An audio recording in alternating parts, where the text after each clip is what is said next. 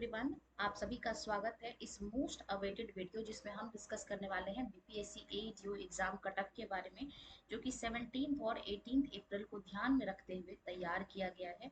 अच्छा, इस पे हम चर्चा करने वाले हैं कि इतने नंबर वालों का सिलेक्शन होगा, कटअप क्या रहने वाली है सभी कैटेगरी वाइज, चाहे वो यूआर की हो, ईडब्ल्यूएस की हो, बीसी की हो, ईबीसी हो, एसटी एससी, कितनी प्रेजेंस रही है, सभी चीज़ों पे चर्चा करने वाले हैं। तो चलिए कर देते हैं वीडियो को स्टार्ट। सबसे पहले अगर मैं एग्जाम डेट की बात करूं तो ये सेकंड फेज का एग्जाम था और इसमें जो अपियरेंस रहा है वो पहले से थोड़ा कम हो गया है। लगभग 40% अभ्यर्थियों ने जो है वो परीक्षा दिया है। ठीक है, तो पहले के कंपेयर में अब जो है तो लोग थोड़ा और जो है वो कम हो गए हैं। बाकी बात करेंगे अगर हम लोग सब्जेक्ट की, तो जीके जीएस का पेपर देखिए टफ रहा है। ठीक है, टफ कह सकते हैं इसको, आसान तो बिल्कुल नहीं था।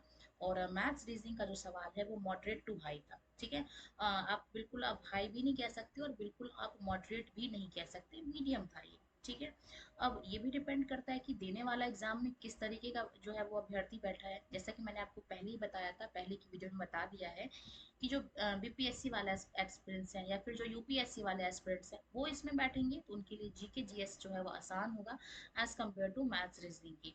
वहीं अगर एसएससी वाले बैठ जाएं या फिर रेलवे वाले बैठ जाएं तो उनका जो मैथ्स रीजनिंग है वो उनका थोड़ा अच्छा होता है, स्ट्रांग होता है as compare to GK GS. ठीक है, तो ये दोनों विषयों की चर्चा कर ली। अच्छा, अब यहाँ पे ये कोई नहीं कहेगा कि नहीं नहीं हमारा वाला एग्जाम ज्यादा टफ था, हमारा पेपर ज्यादा टफ था। भाई, जिसको जो एग्जाम सेंटर में जो फेस करके आता है वो पेपर उसको सबसे ज्यादा टफ लगता है। तो सभी जो, चाहे वो 14 टू 15 अप्रैल वाला पेपर हो या फिर अपना जो है ये 17 टू 18 अप्रैल वाला पेपर हो, सबका लेवल ऑलमोस्ट सेम ही था। आप ये नहीं कह सकते हैं कि नहीं भाई हमारा पेपर ज्यादा टफ था या फिर हमारा, सबका लेवल ऑलमोस्ट सेम ही था। ठीक है, अब चलिए डिस्कस कर लेते हैं बिना डिले किए हुए अपने इस कट ऑफ को। तो अगर यहाँ पे मैं बात करती हूँ सेफ स्कोर की, तो देखिए हुआ क्या है इसमें कि पहली बार जो शिफ्ट था उसमें लोगों को अंदाजा लग चुका है कि किस तरीके के प्रश्न पूछे जा रहे हैं, तो लोगों को एक रफ आइडिया मिल चुका है। इस हिसाब से पहले से आज का जो कटअप है वो मैं इसको थोड़ा सा हाई करना चाहूंगी, क्योंकि लोगों को एक आइडिया लग गया है, लोगों के मन में एक रफ स्केच बन चुका है। तो अगर यहाँ पे मैं यूआर मेल की बात करूँ तो इसमें 133 से लेके 135 तक का आपको जो कटअप है वो देखने को मिल सकता है। अगर मैं महिला की बात करती हूँ, यूआर महिला, तो 128 से 130 के बीच में इनका जो नंबर है वो स्कोर रह सकता है। वहीं अगर मैं ईडब्ल्यूएस मेल की बात करूं तो इनका जो है वो 129 से लेके 131 के बीच में इनका कट ऑफ देखने को आपको मिल सकता है। वहीं अगर मैं महिला की बात करूं तो 124 से लेके 126 के बीच आपको इनके नंबर देखने को मिलने वाले हैं। अगर आप बीसी कैटेगरी से हैं और अगर आपके 129 प्लस आ रहे हैं तो अपना सिलेक्शन आप श्योर समझें। अगर वहीं आप बीसी महिला हैं और अगर मैं आपके कटअप की बात कर लूँ तो 120 से लेके 122 तक के रेंज में आपका जो मार्क्स है वो रहने वाला है।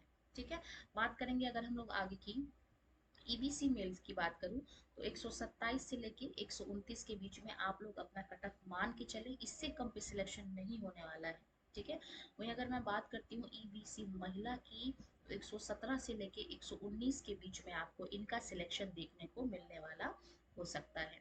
अब बात करेंगे एससी कैटेगरी के मेल की, तो जो एससी कैटेगरी के मेल हैं उनका 122 से 124 के बीच में स्कोर रहने वाला है।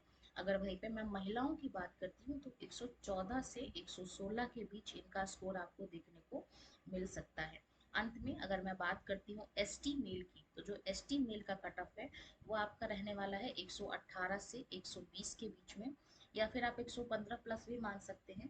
वहीं अगर मैं बात करती हूँ यहाँ पे महिलाओं की तो 105 प्लस वालों का जो सिलेक्शन है वो श्योर हो सकता है, तभी मैं सेफ स्कोर 110 को मानूंगी। 110 से 112 के बीच इनका जो है वो आपको स्कोर देखने को मिल सकता है, सेफ स्कोर।